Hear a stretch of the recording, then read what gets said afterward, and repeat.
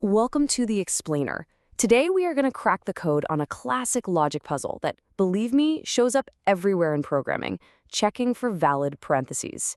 It sounds pretty simple, right? But the secret to solving it is actually surprisingly elegant. So let's dive in and crack this thing together. Okay, so first things first, let's just forget about code for a minute.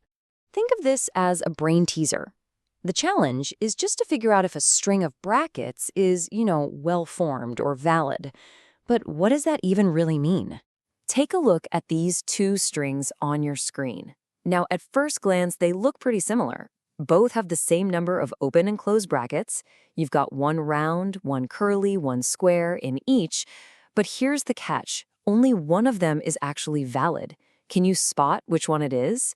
And more importantly, can you figure out why? And that, right there, is the absolute key to the whole puzzle. It's not enough to just have a closing bracket for every opening one. They have to close in the right sequence. The first string, curly bracket, parentheses, square brackets, square bracket, parentheses, curly bracket, totally follows that rule. But the second one, parentheses, square bracket, random curly bracket, nope, it breaks it. This table here kind of shows you the most common cases you'll see. So simple pairs like open-close parentheses are totally valid, and so are properly nested ones like shelled within brackets. But it's really the invalid cases where we learn the rules, right?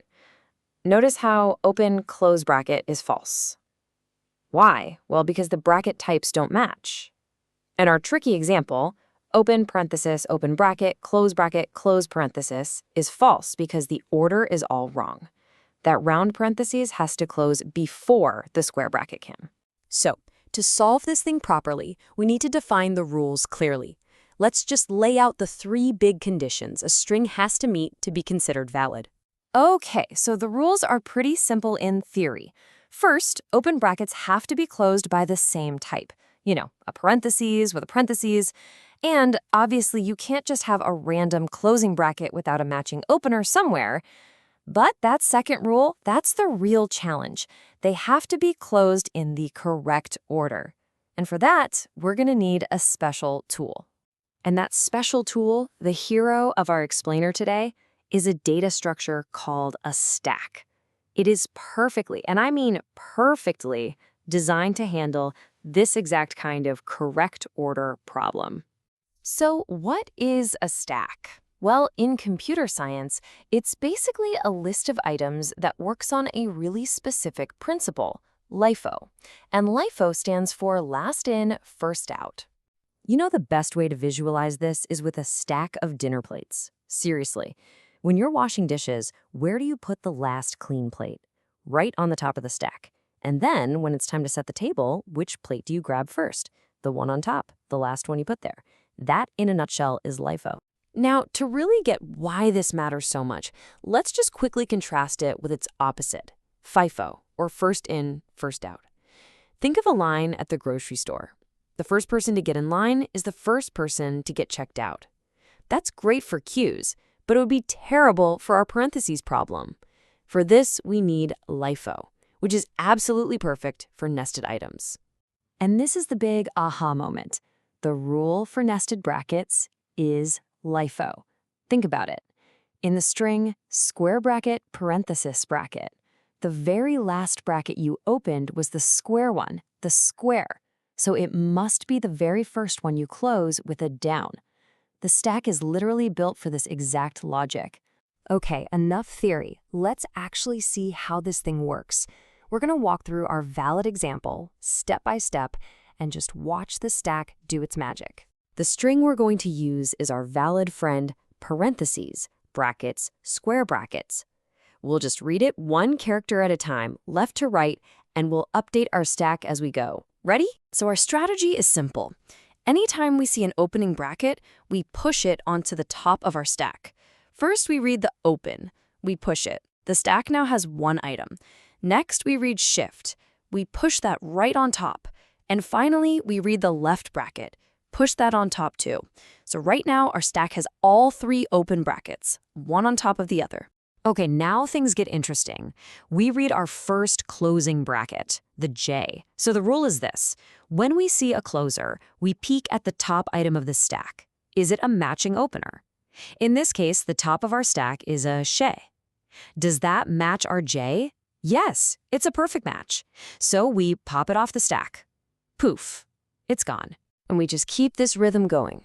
Next, we read close parenthesis. We look at the top of the stack. It's an open parenthesis. Hey, that's another match, so we pop it off. And finally, we read close parenthesis.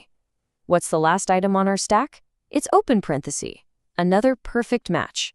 We pop that one off, and just like that, the stack is totally empty.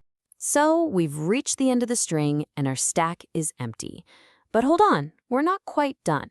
There's one last absolutely crucial check we have to make to be 100% sure our string is valid. After we've processed every single character in that string, the final verdict comes down to one simple question. What's the state of our stack? For our example, function, our stack is empty. It has 0 items. This is the sign of a perfectly valid string. It means that every single opening bracket we put on the stack found its correct closing partner, and they've all been happily paired up and removed. But let's think about a different case for a second. What if the input was just double dash? What would happen? Well, we'd push the first dash, then we'd push the second dash, and then we'd be at the end of the string. So what would be left in our stack? Well, the stack would still have 2 open parentheses in it. And that's our final rule. If, after you've gone through the whole string, the stack is not empty, it means you have unmatched opening brackets. And that means the string is invalid. This is how we catch errors like parentheses, or even something like squiggly brackets, parentheses, square brackets. So let's just put it all together. The whole strategy is this. We use a stack to keep track of any open brackets we find. As we go through the string, every opener gets pushed on.